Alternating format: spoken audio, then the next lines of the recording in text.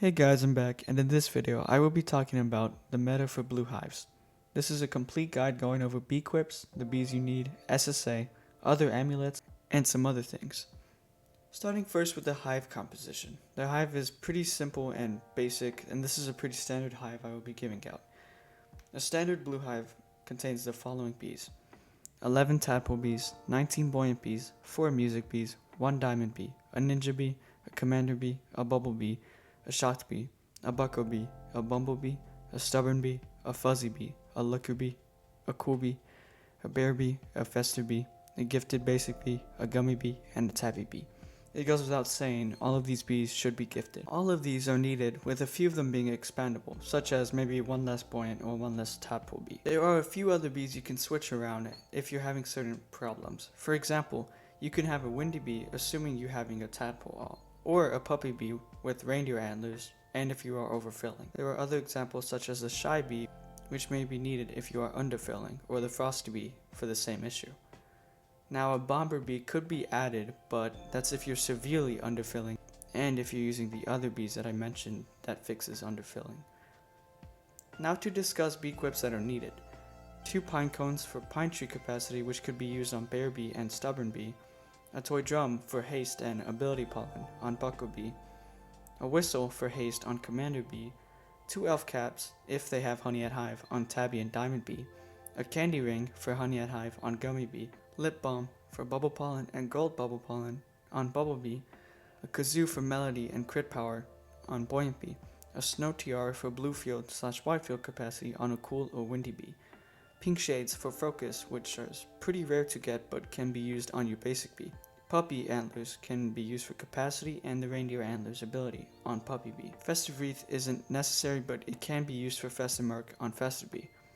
You can use a barrette for blue field capacity on a buoyant bee, and beesmas tops for critical power. You only need the first 7 I mentioned, and the rest should just help out a lot.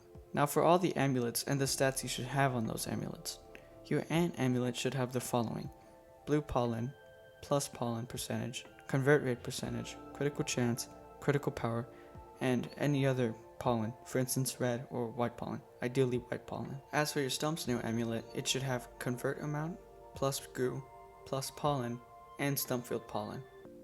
As for your stickbug amulet, it should have plus capacity, ranging between 200,000 or 300,000, convert rate, blue pollen, and blue bomb pollen.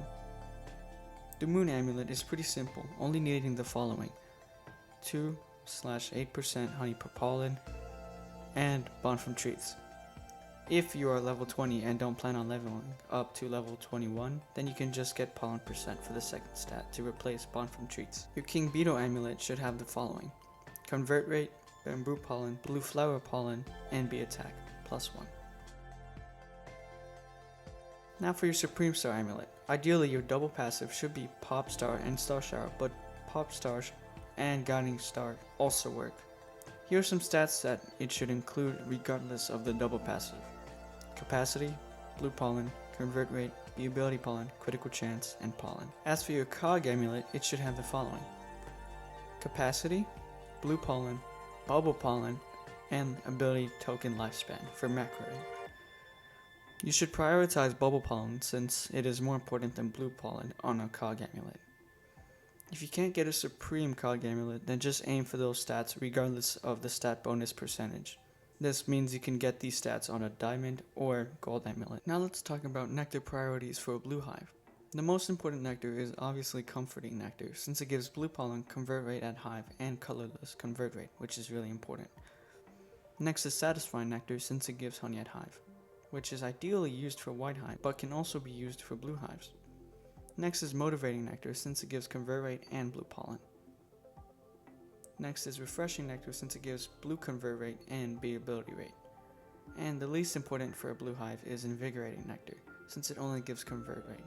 Ideally, invigorating nectar is used in red hives, since it gives bee attack, red pollen, and convert. Ideally, you want max of all nectars, but this is the order you should be prioritizing them.